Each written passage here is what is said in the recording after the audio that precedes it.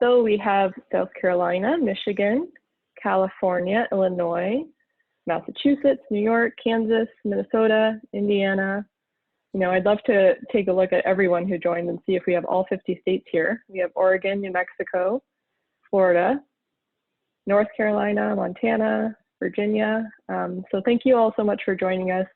I'm going to get started with just a couple of housekeeping items. If you've been on these webinars before, this will be nothing new. So we do ask that you leave your microphone and video off while the speakers are presenting.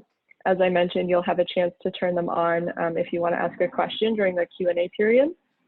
If you have any technical issues, please email my colleague Caroline and she can help you troubleshoot.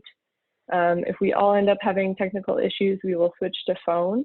And the phone number is there on the screen. It should also be in your emails, and we will send an email to everyone who is registered if we do end up having to switch to phone.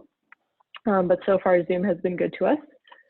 And just a reminder that we do record each of these webinars, and all previous recordings can be found on our website under the resources section. So I'm going to turn it over to Deborah to get us started, and she's going to introduce our speakers for today. Thanks so much, Melody, and welcome to the 5th webinar of the CF Leads webinar series, Community Connections in a Time of Crisis. This online forum is for community foundations who want to come together to swap stories and strategies as you navigate the consequences of the coronavirus. We're pleased that so many people in the field are participating and that you're eager to learn from each other about how to exercise your community leadership muscle to help your communities weather the immediate crisis and recover and rebuild stronger than before. It's been a very difficult couple of months in this country. We now have more than 800,000 known cases of the coronavirus in the US and 43,000 known deaths, and these numbers are certainly an undercount. But COVID-19 is now the leading cause of death in the country, currently killing more people per day than our previous top contenders of heart disease and cancer. Meanwhile, 26 million people have filed for unemployment benefits in the past 5 weeks, and these numbers don't include the many people who have lost their jobs and aren't able to access these systems that could support them. As you know, businesses are failing, and as you know all too well, the not-for-profit sector is stressed like never before. So to state the obvious, this pandemic has enormous consequences for our country's well-being. And unfortunately, now it appears that it won't end soon and could stretch our resources when the seasonal flu reemerges. As we've noted though, community foundations stepped up immediately, drawing on your local relationships and know-hows to get your community the resources it needs in this immediate crisis. Millions of dollars are already out the door thanks to you. You have been there. But in my conversations with many of you, and after several months, it's clear you're tired because you're flat out and giving it all you can. The demands on your time are clearly extraordinary from your partners, from organizations needing your support, from the public sector that needs your flexibility, and from your families and loved ones who have extra needs at this time. And now is the time that some of you are recognizing that this is a marathon and not a sprint. Or perhaps it's a sprint now and we need to prepare ourselves for the marathon. We need to somehow find that creative headspace that's needed for the coming months and years ahead, and do the thinking that's really needed in this time. And that, of course, goes beyond the immediate relief into envisioning what can be. On this webinar, we have the opportunity to hear from 2 incredible community foundation leaders who've worked day in and day out with vision and fortitude on behalf of their communities since the very early days of the outbreak. Seattle, one of the early hotspots, jumped on it very quickly, and we're lucky to be able to hear from Kris Hermanns about how the Seattle Foundation has evolved its work over time. Dr. Eric Jolly, who also jumped into action very quickly on behalf of St. Paul in Minnesota and has a number of strategies to share too. This is hard work, requiring extraordinary endurance, but we as a country and as communities and as community foundations and as people of this world will get through this. So as you know, at each of our Community Connection webinars, we'll hear from a couple of colleagues, and then we'll facilitate questions and conversation. And then we will close out with a poem or a story that will help just bring you a little bit of peace and solace in these demanding times. So first we'll hear from Kris Hermanns, who serves as the Chief Impact Officer at the Seattle Foundation. Kris leads the Foundation's existing philanthropic and programmatic initiatives and develops new strategies and innovative approach to drive positive, equitable outcomes for their community. Before joining the Foundation, Kris served as the Chief Executive Officer of the Pride Foundation, where she led its efforts to mobilize individual and institutional resources to effect real change in communities that are most impacted by injustices. Kris and her colleagues from Seattle were participants in the second cohort of CF Lead's Equity Network. Dr. Eric Jolly is the President and CEO of the St. Paul and Minnesota Foundation, where they're working to create equitable and vibrant Minnesota where all communities and people thrive. Dr. Jolly joined the foundation in 2015 after he served for a decade as the president of the Science Museum in Minnesota. He's a lifelong educator and scientist and deeply committed to listening to the community. The St. Paul and Minnesota Foundations were a participant in the first cohort of the CF Leads Equity Network. So thanks so much for joining us, and now I'll turn it over to Kris.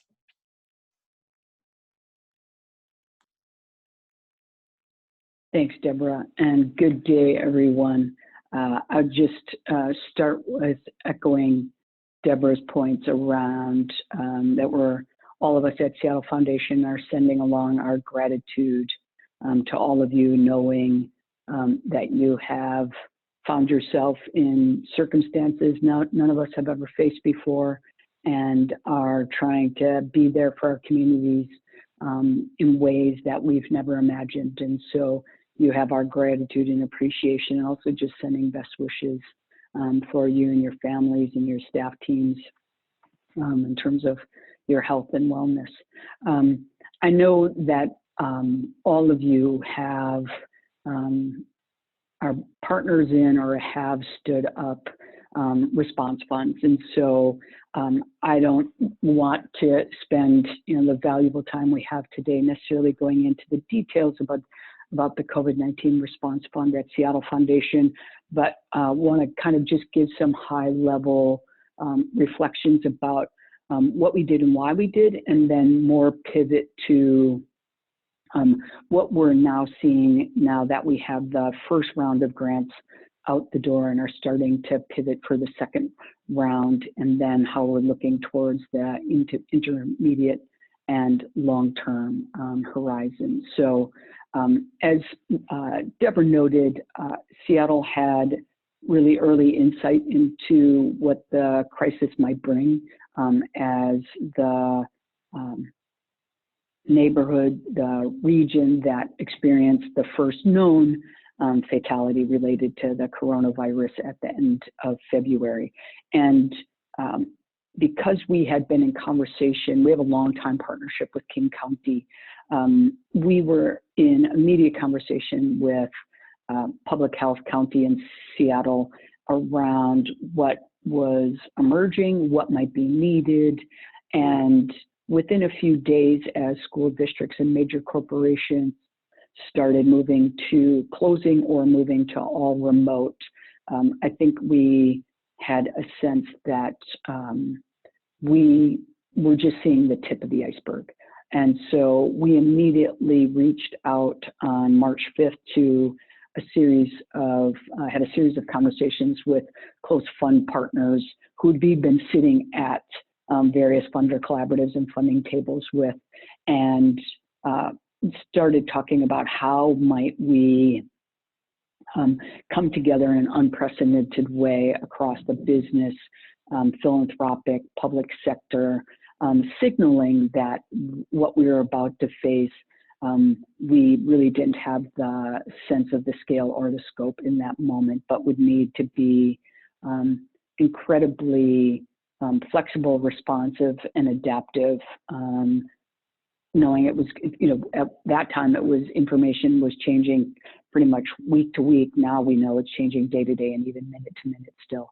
And so what we understood what was important was to establish a set of principles.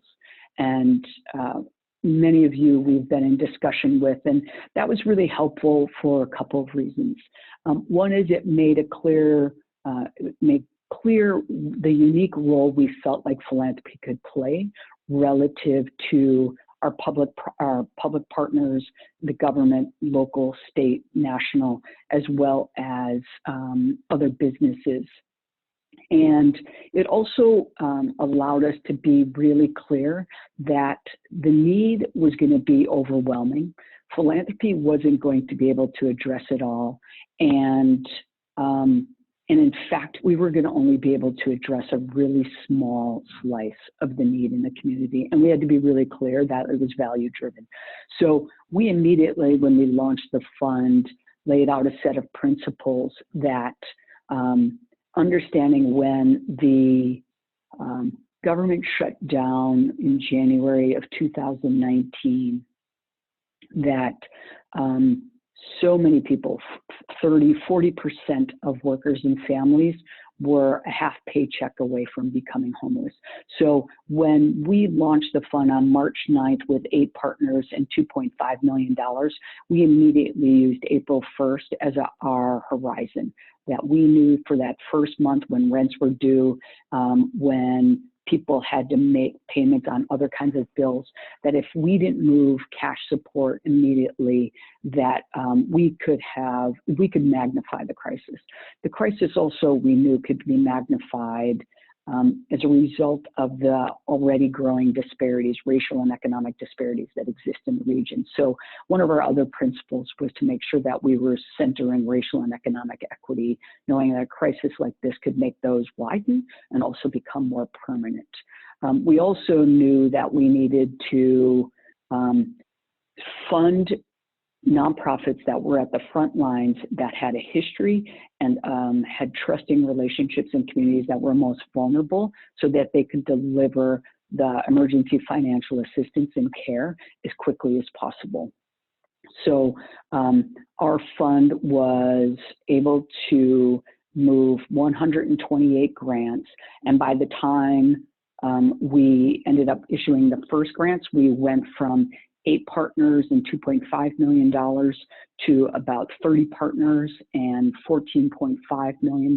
So we moved out in the first round about 70% of the dollars. Since then, we are now over 50 corporate and foundation partners and have raised close to $20.2 million.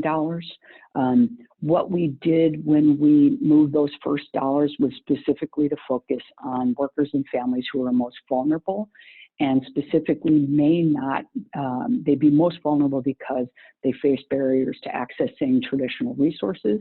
They also were likely not to be eligible for other kinds of social safety net programs on the local level or the federal level.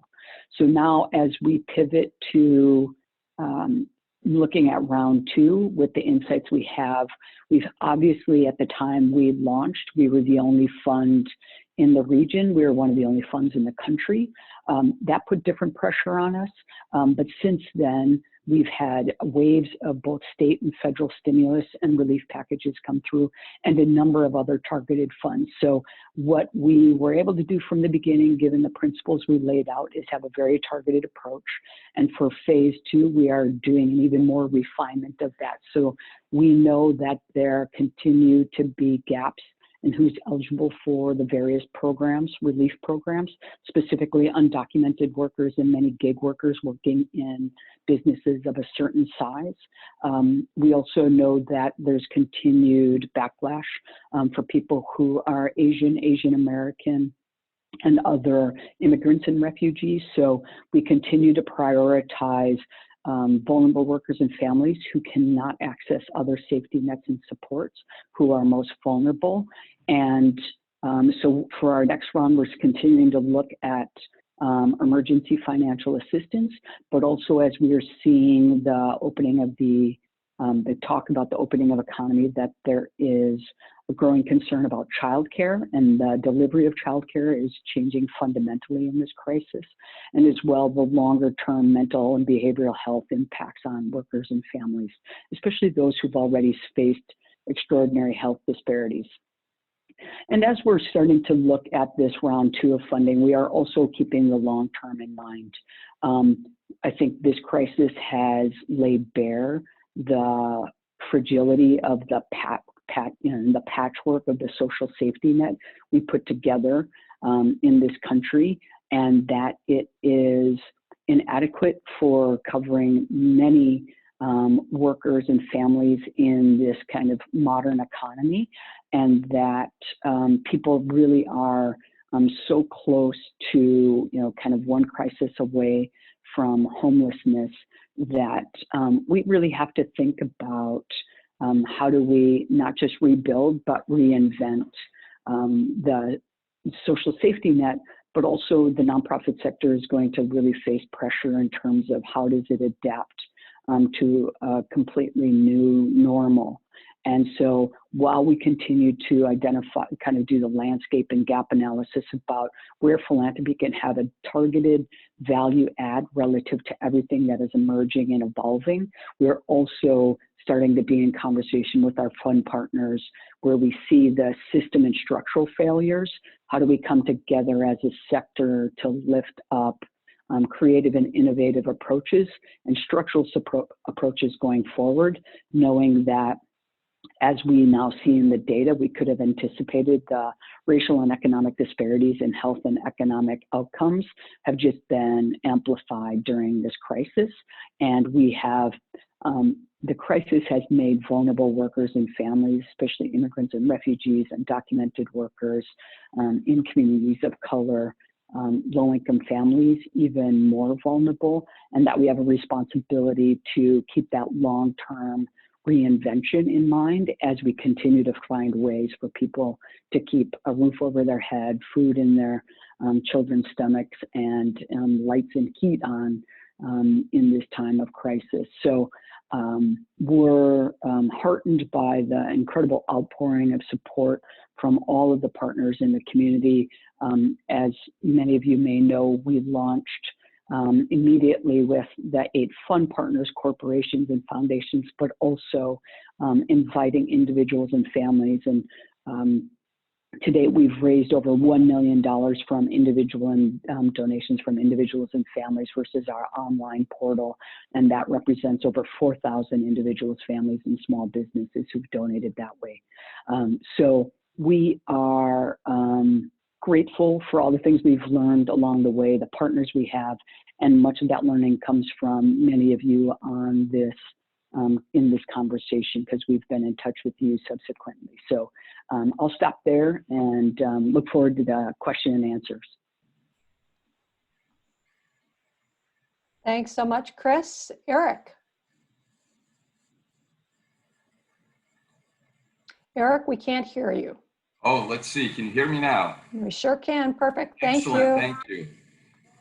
Welcome, everyone. I'm delighted to be a part of this conversation. I've been taking notes now since this crisis began, and I want to publicly acknowledge how much I've learned from my colleagues, both in the foundation world, but especially in the public and private sectors.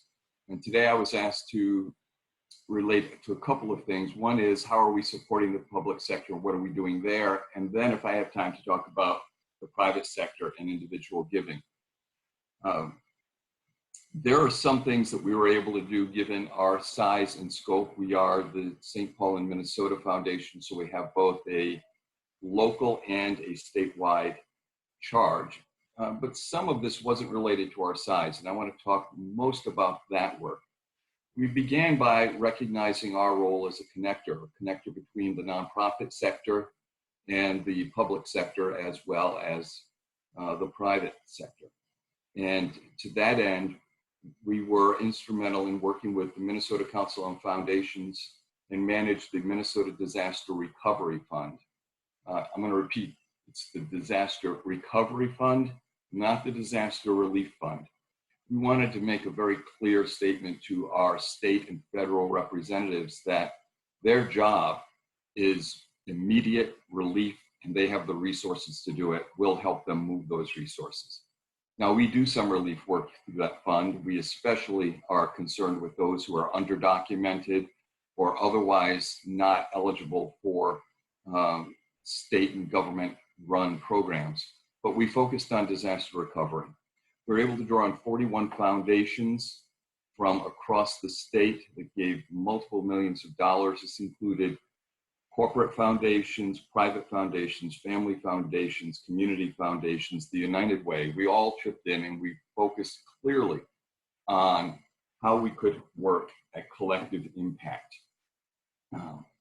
Some of the work that we funded, we've had 3 major grant rounds, have included technical assistance to help businesses, including small nonprofits, access the benefits of the CARES Act, particularly the Payroll Protection Plan. We provided direct coaching for that. We worked with Minnesota Department of Economic Development to create a small business administration loan program. And we wanted to help people access all of those services. We also worked with the governor's office and wanted to help fund daycare provision for the people who would be frontline providers. We did this as an immediate stopgap, and I'm proud to say our governor stepped in with a $30 million bill to ensure that we have enough child care slots to provide child care to allow every first responder to be on the job and not be concerned about their family's care. We also manage our mayor's bridge fund, which is direct grants to businesses and families. All of that comes from an incredible, generous donor base, community foundation group, and our own resources. But there are things that we've started doing that don't rely on our resources so much as our access, and those are things that are really quite exciting. I immediately began a series of conversations with our nonprofit leaders across the state, asking several essential questions. One, what are your pain points? Every one of our nonprofits has a different mission. They're experiencing different pain points. For some, it's cash flow. For others, it's loss of earned revenue. For many, it's self-funding of the unemployment insurance and the fact that they can either lay people off or keep them on. How do they manage those budget crises? Others, it was one of reach or of how to extend their mission beyond their current capacity. All of those pain points were fascinating and important to listen to because they guided a lot of our grant making in the first rounds and a lot of our work as a go-between with public policy and private industry. We learned not just their pain points, but I asked them, what are your legislative needs? What are your public policy needs? What are your needs with regard to state agencies and federal agencies? And then we asked them, how can we creatively assist? We don't have the level of resources to support all the nonprofits general operating in our communities, but we do have some creative ways to look at using our resources. Help us think about that. And they've come back with ideas such as, will you pay the interest for our loans? We can get a bridge loan that allows us to pay interest only for 2 years. And when possible, we say yes. Can you use some of your assets for loan guarantees? This has been especially important for providing affordable housing and allowing those agencies to continue. And we've said yes when we can. We've worked to create program-related investment opportunities for our donor-advised fund holders. Those are things that we've done. But I think one of the most interesting things is we've started making phone calls. There are some in process, so some of this is still to be had. Others are all deeply underway. How do we work with policymakers and lawmakers to allow our nonprofit sector to be able to survive and thrive in a post-COVID environment? What are some of the things we have on our agenda? Well, we're reaching out to the Attorney General's offices, and we're asking them to help us find ways to allow the nonprofit sector to access their endowments. many of you have states for which endowment funds are restricted. Once they're designated as such, they are untouchable until the agency closes, and then it converts to either state money or another nonprofit's money. We need to give our nonprofits access to some portion of those endowment funds for certain of them. We're working with the governor's office and saying, can you help with the cash flow issues that the government is creating for our nonprofit sector? So much of our direct service providers are working with state and county grants that are on a reimbursement basis. The need is huge. They've had to ramp up their service provision, and now they're floating millions of dollars of state money and floating the state alone. That's not acceptable. We need to have relief for that from our government. We're working with our legislature. Recently, our legislature put together a series of small business loans from our Department of Employment and Economic Development. They called them small business loans, and they did not include small nonprofits as a part of that definition. Very simply, our message is clear. Nonprofit is a tax status, not a business plan. And if you want to support people with a strong business plan, those who have gotten by with the least, with the thinnest margins, and survived to serve our state are the ones you need to be accounting for. And so we're working very hard to see that now legislation that talks about small business has a default that includes nonprofits as a part of the small business infrastructure when they're small.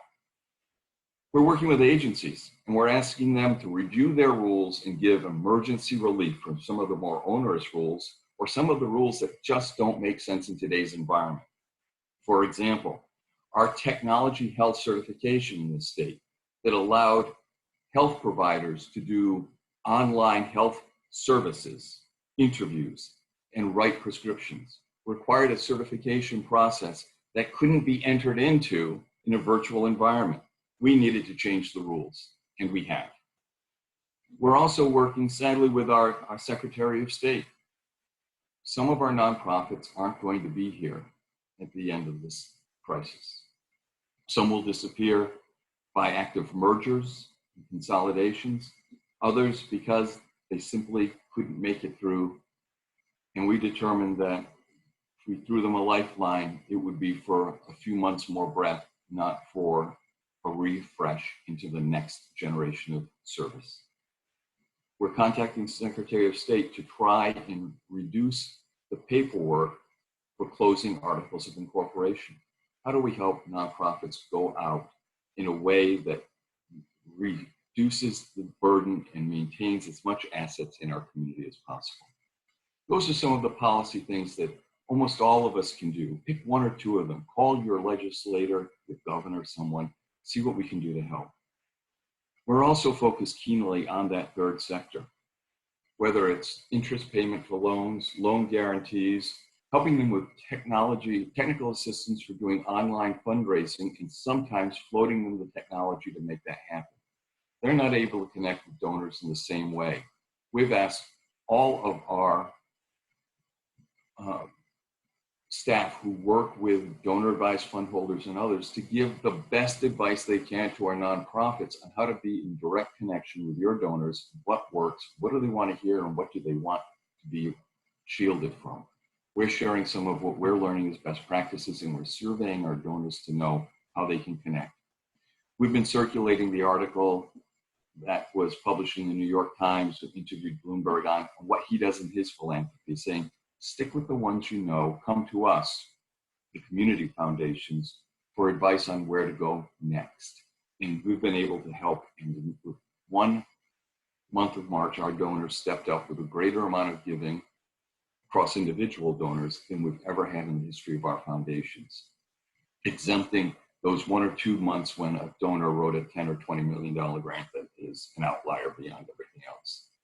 So we're working to help them get online fundraising technology and fundraising assistance. We're particularly focused on our grant making and strengthening those who work with underdocumented individuals and families. And we're working hard with the nonprofit sector to create pairings.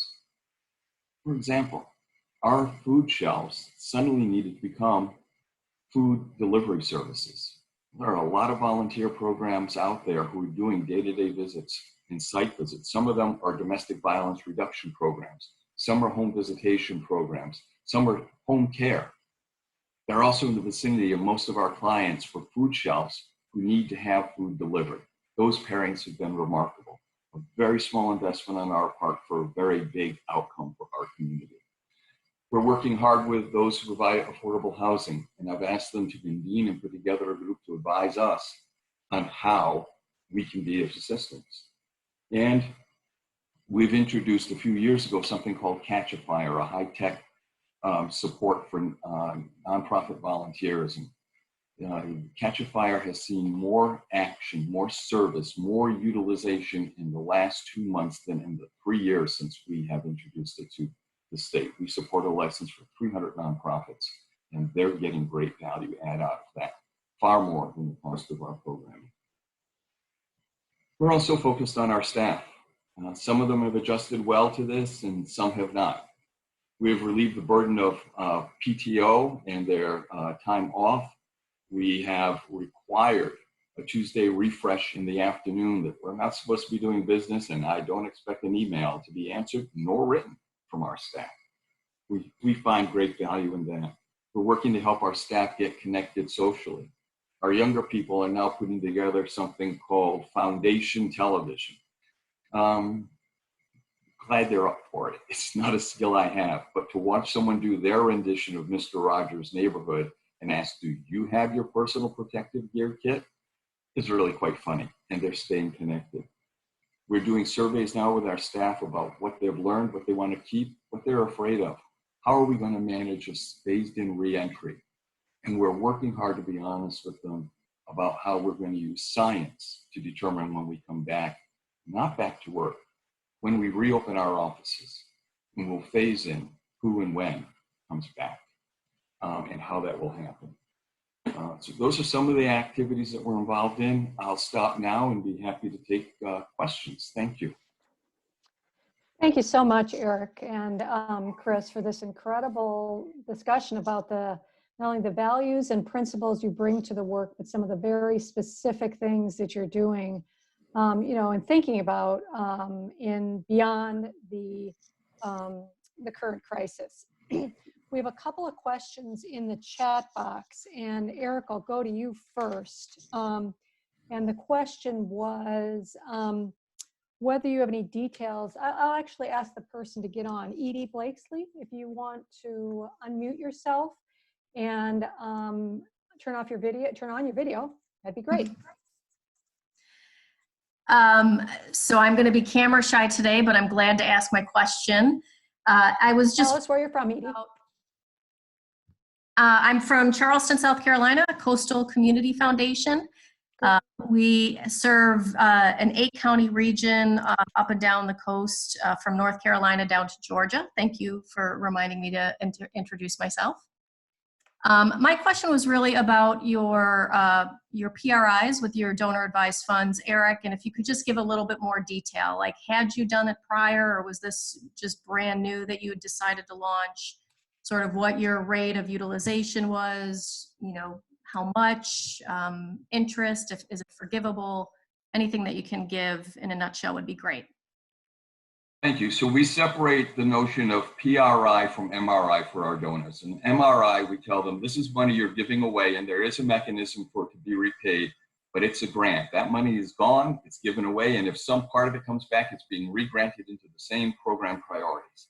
A PRI is when we ask them to set their donor advised fund aside, and generally we're looking at an 8-year payout, 1.5% interest, and they are suspended from granting that portion of their donor advised fund, which was allocated to the PRI. For the first $25,000 of input from anyone, we provided a match up to I think of $3 million in match. We had a goal of $6 million in PRI funds for a previous program that we ran just last year as our test. We met our goal within the first 2 weeks of introducing the fund. The donors loved the match that we would join in with them because they wanted to have our capital at risk with theirs, and we're fairly certain in our rate of return. Most of our PRIs have gone to affordable housing initiatives and other barrier things. The PRIs that we're opening up now are for vulnerable nonprofits to help them in bridge loans to make it to the other side of this COVID. And we reopened that up in conversation with a group of donors. We start with smaller conversations first, then we open it up and make an invitation. We publicize those who are willing to be publicized as a part of this movement. Thank you, Eric. And thanks to those of you who are communicating to each other. There was a request for the Bloomberg article and Sally Cross put a link to the article, so thanks so much. Gary Butterworth, do you want to ask your question of Kris with regards to whether they're allocating funds for longer term recovery? If you unmute yourself and if you're willing to turn your video too, that'd be great, and tell us where you're from. Hi, thank you, Deb. Let me just tell you, thank you to CF Leads. I've been on these calls since they began, and your guest speakers and the perspective has been enormously helpful to me and our community as we're navigating through this process. So I really appreciate you and your team's efforts. Kris, we've got a relief fund. We've launched it. We've been at it about 6 weeks. It started middle of March. We're coming up sort of on our identified end of immediate need, and we're beginning the conversations about recovery. And we still have funds remaining in that relief fund, many of which were given sort of with that idea of addressing the immediate needs, but we're also looking forward and struggling with the idea that funds were raised in this time of crisis. Is it appropriate to transfer some of those funds as we look to what those, for ideas like Eric mentioned, maybe some bridge loans, those sorts of things. So my question was, with the funds that you've raised in Seattle, is it just a rolling process and you'll spend those funds down, or did you allocate a percentage for that mid to long-term recovery? It's a great question, Gary. I mean, so what I also want to make sure that I'm clear, the COVID-19 Response Fund, Seattle Foundation is hosting and administering it. We're one of many partners. Separate from the COVID-19 Response Fund, Seattle Foundation is using and shifting its grant-making program and existing grantees, our MRIs, our PRIs, our voice, and other tools to move relative to where there's great need and where we really see threats and opportunities. In terms of, so part of what we're balancing or able to balance, Gary, is that we can look at our grant making, Seattle Foundation's grant making for some of those longer term and we've been saying, we have been trying to move away from recovery because one of the things, Seattle Foundation, majority of our discretionary grant making, our catalytic dollars, goes to policy and systems change and the investments in individual community leaders, organization, and movements that can advocate for policies that really address the structural, economic, and racial gaps in our region. So we're administering and the architects of the COVID-19 Response Fund, we can keep that kind of shorter term horizon in mind while we build out with Seattle Foundation's relationships, knowledge, and resources for that longer term piece. Because we do know that what we can't do is rebuild to what was, but we have to build to what can be, knowing that we're experiencing extraordinary inequities here, and that the crisis has laid bare what we have accepted in putting vulnerable workers and families at risk. And so we're really just trying to think about how do we hold all of that. That said, you know this well, it's a craft. We had, when we launched the fund, we had $2.5 million. So our first thinking was like, okay, we have to move as much of that to ensure people don't become homeless. And then by the time we were, within 2 weeks, we were at $10 million. So we're like, okay. And then by the time we were ready to let the money go, it was at 14. So we said, like, right now we know. At that point, we still didn't have a clear sense of the relief packages that were going to come in on the local and the national level.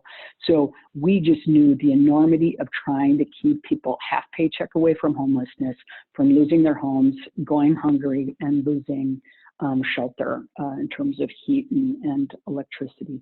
So what we've been doing is just kind of continuing to keep the landscape in on our map, so to say. Like, we ended up about 70% of the dollars went out for that first round. We raised another $10 million. We're looking at another 70%. It'll have 30% for us then to really think about the intermediate. And that's where, when we think about opening the economy, like almost all of the childcare, we're heavily invested in MRIs and childcare, everything, but that's institutional based. Almost everything here locally has gone to family, neighbor, and network care. So what does that mean for how we just build, as we try to think about opening the economy? How do we build a temporary childcare delivery system? Similarly with the mental health concerns that we're identifying. And I think, so for us, because we based everything on principles, there's like, in terms of agile and responsive, gaps, most vulnerable, it allowed us to be able to pivot in terms of activity or approach based on the moment and what emerged as the greatest need. And then because we're at the table with so many of these corporate and foundation partners, separate from the COVID-19 response fund, we are at a number of tables with them, and we can start, like, we're identifying the policy and systems change opportunities. And there is a subset of the funders who have raised their hand and said, we haven't done this, but we know that we have to really think through, healthcare, childcare, safety net programs, and people are really galvanizing around setting up policy tables to be able to do that kind of advocacy as well. But I think we're really straightforward with our fund. We do weekly calls with all the fund partners, give them updating on everything else we're seeing, inviting them to share what they're seeing and hearing.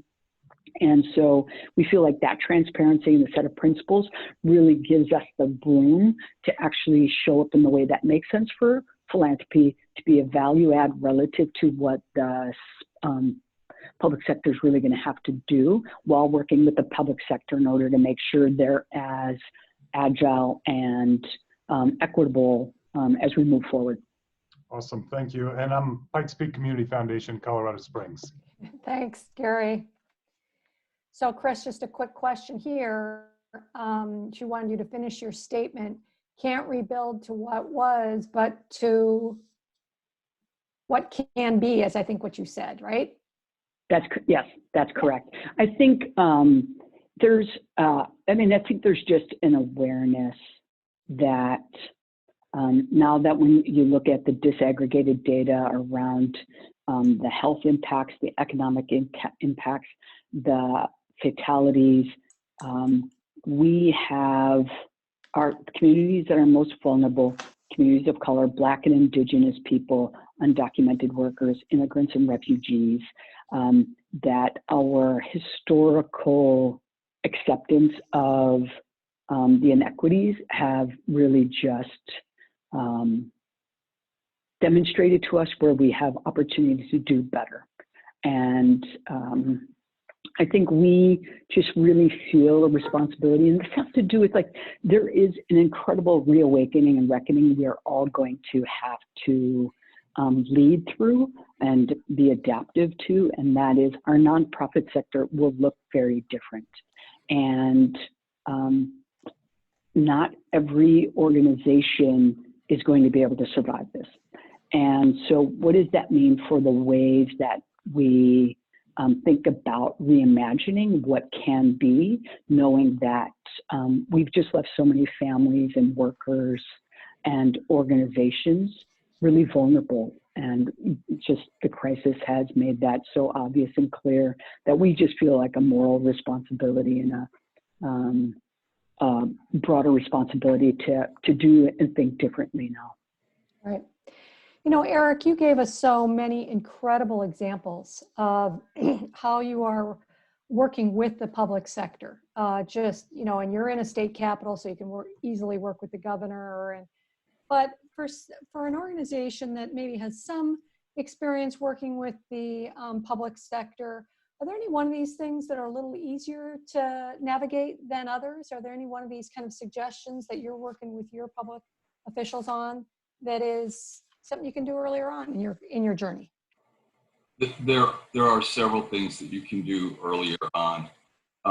One is to work with your legislators. You know, we've all got some local state legislator that we're in their district, and they're going to return our calls.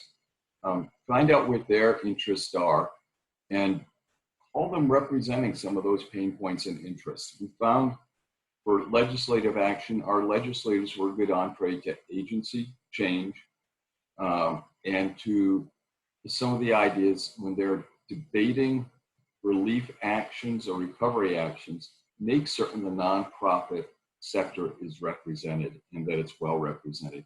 That was fairly easy.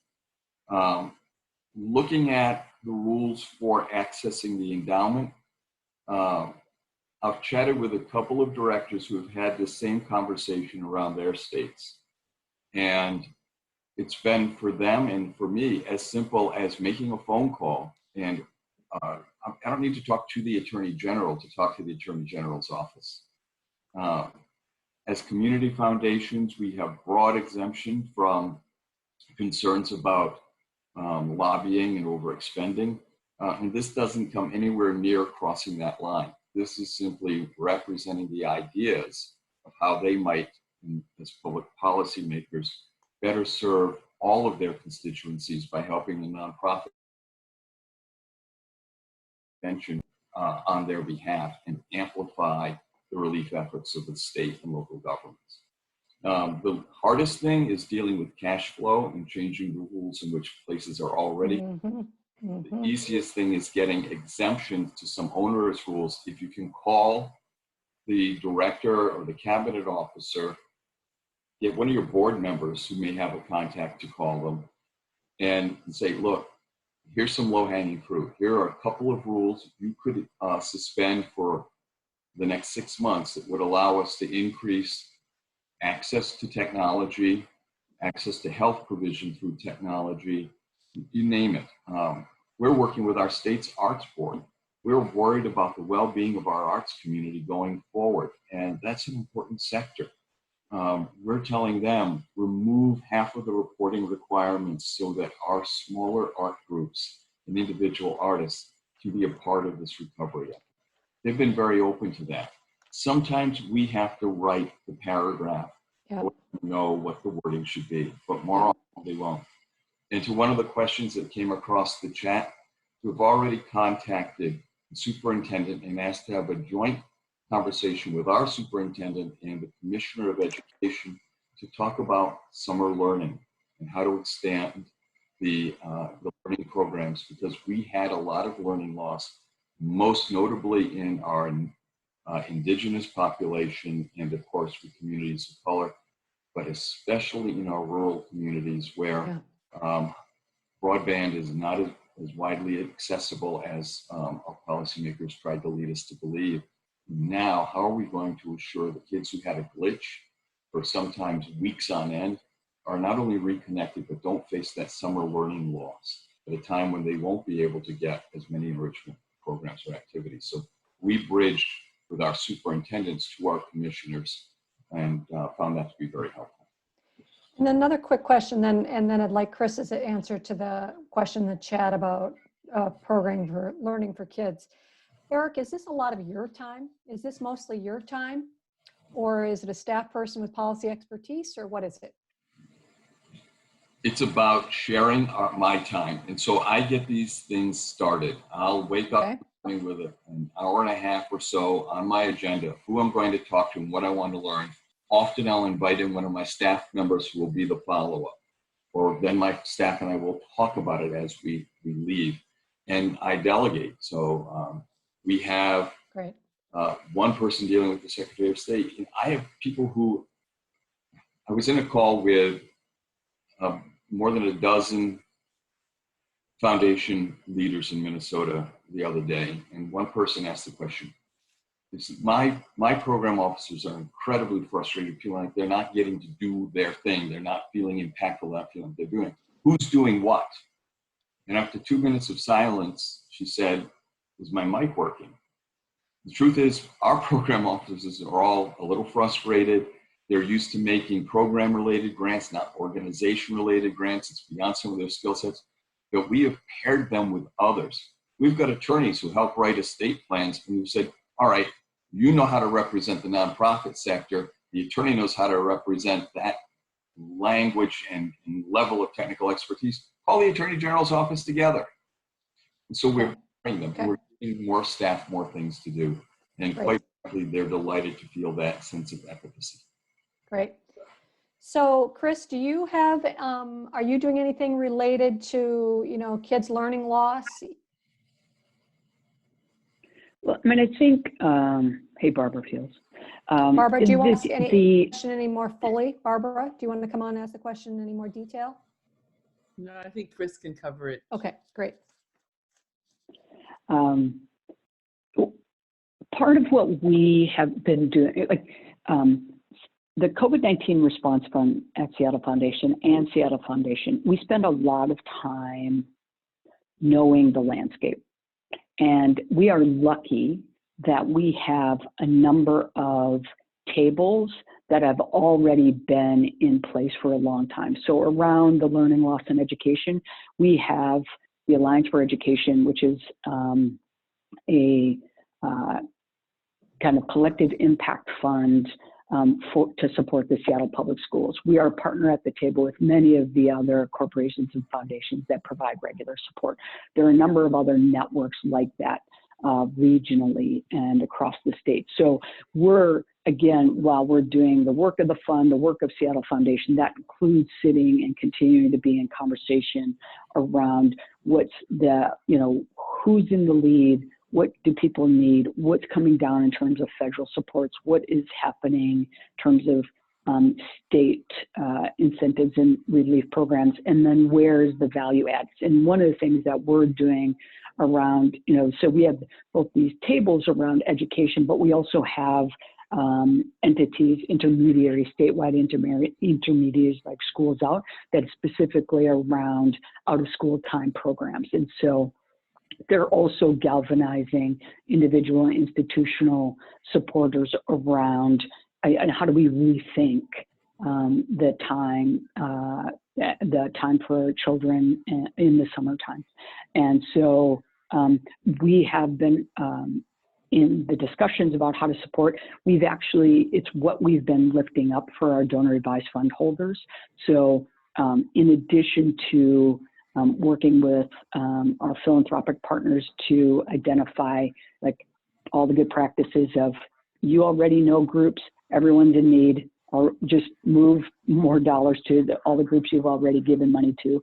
And there's all of these other efforts. And we continue to lift up where there is unique and emerging needs that our COVID-19 Response Fund and our discretionary catalytic dollars won't go to, in order that they can target their dollars to help address another gap that is being identified, including around both the learning loss as well as the summer programming.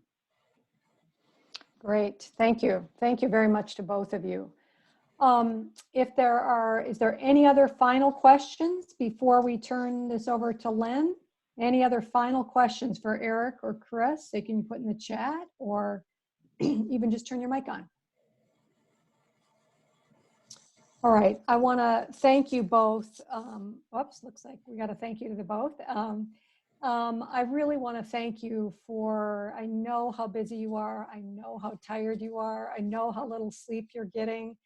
And so even an hour of your time or a little more to prepare really is incredibly appreciated by everybody.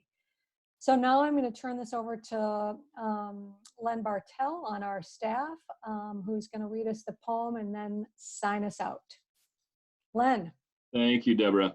So these are two musings that are from the artist Brian Andreas and his Story People project that came to mind when, talking about the creativity and inventive solutions that Kris and Dr. Jolly were talking about, and Deborah's comments, as well as the marathon and the day in and day out of this work that you all are taking on in your community. So I'm going to start with one that's called Imagining World. In my dream, the angel shrugged and said, if we fail this time, it will be a failure of imagination. And then she placed the world gently in the palm of my hand. And the second brief musing is called Real Hero. Anyone can slay a dragon, she told me, but try waking up every morning and loving the world all over again. That's what takes a real hero. So thank you for waking up every morning and doing the work that you do in your communities. Thank you for your engagement in this webinar series, and we hope to see you next week with us again. Thanks so much.